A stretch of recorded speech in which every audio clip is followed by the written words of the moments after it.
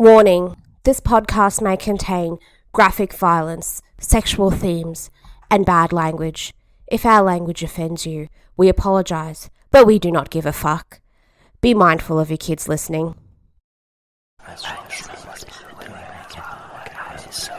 The Evil Never Dies Podcast.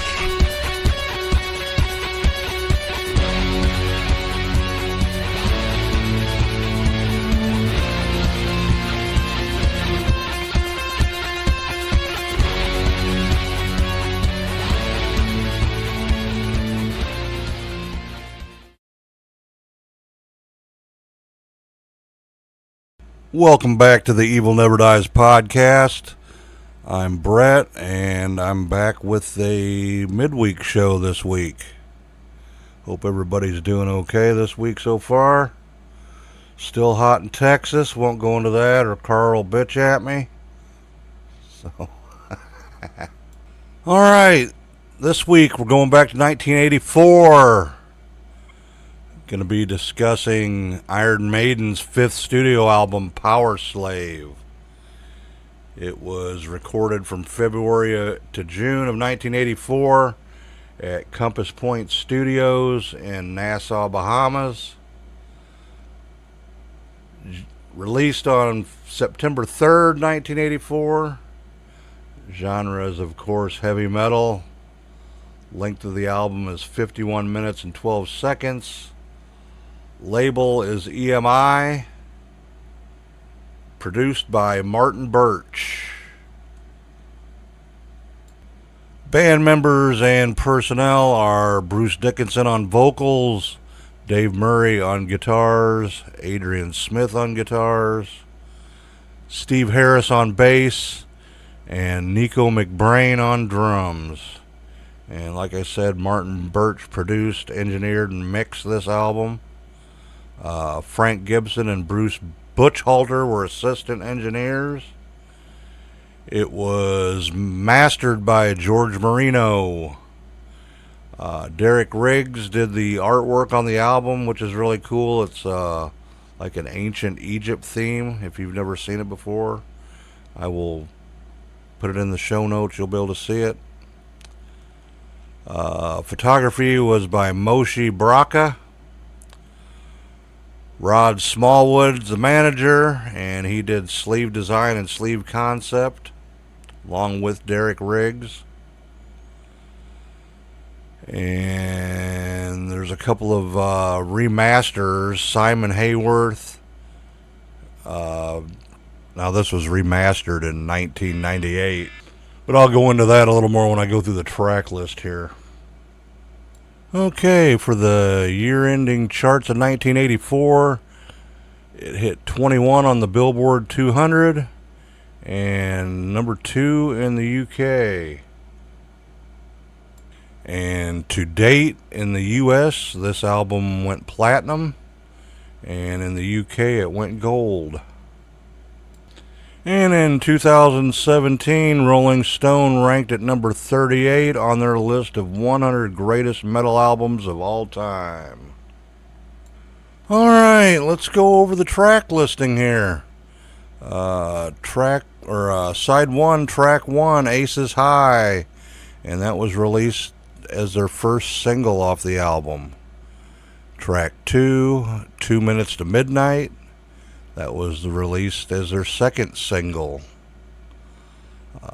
Track 3, Los for Words, Big Aura, which is an instrumental that's 4 minutes and 15 seconds.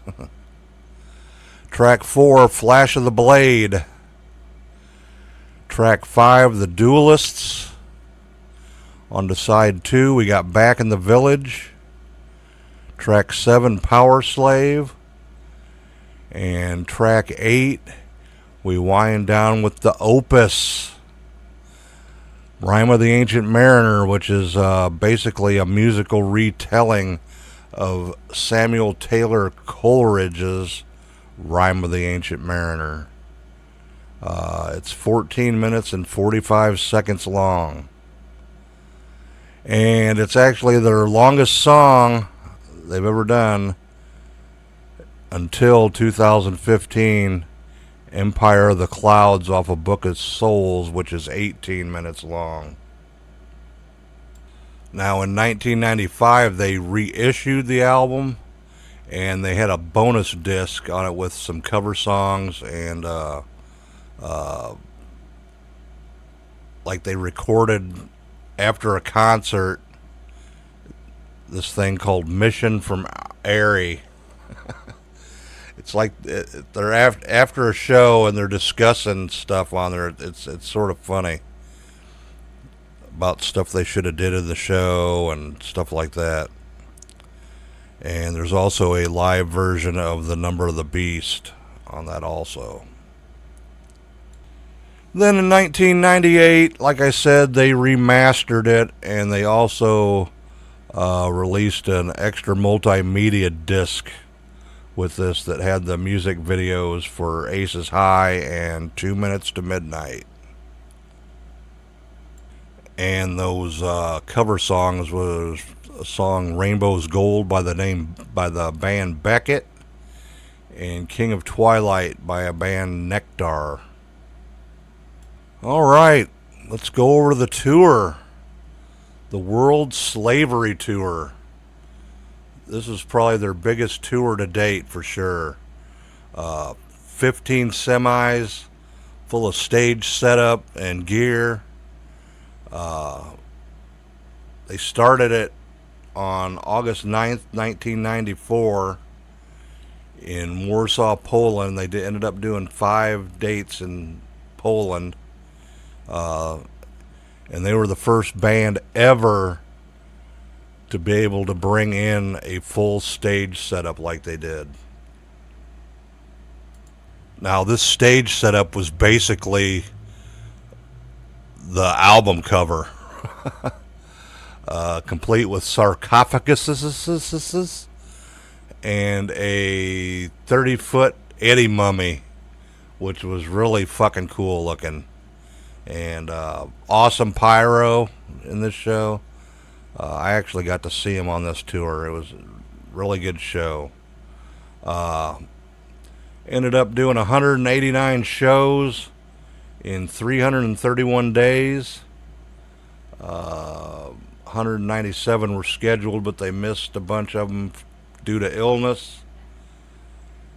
And they had numerous bands supporting them, including Accept is who I seen them with, and Motley Crue did the second leg of their European tour. They also played the first ever Rock in Rio on January 11th, 1985, and they were invited to come play by the band Queen, who were the headliners for the first Rock in Rio. And there was over 350,000 people there.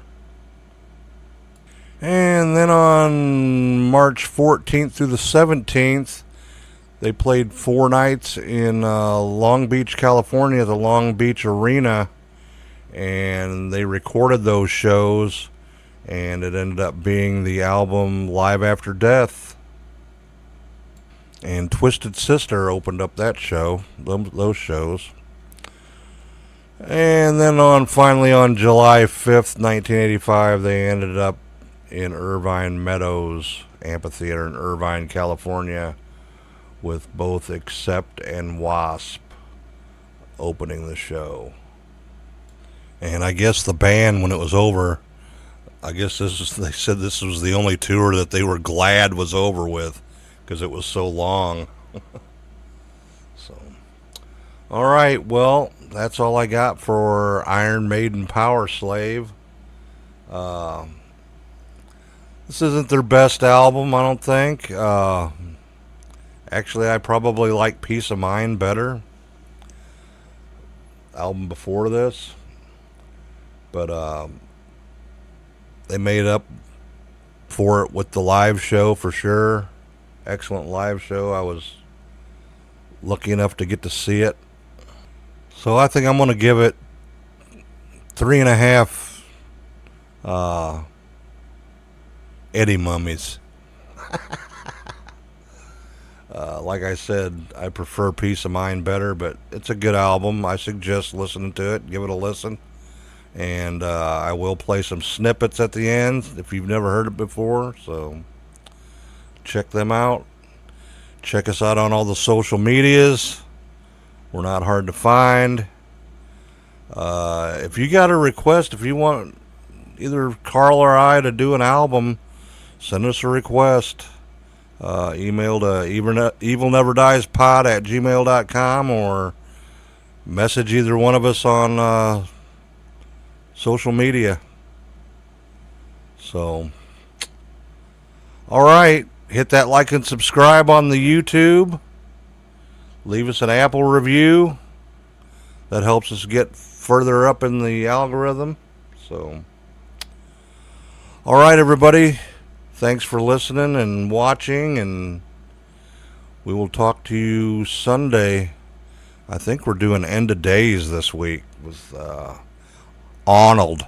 So make sure and stay tuned for that. All right, everybody. Stay evil.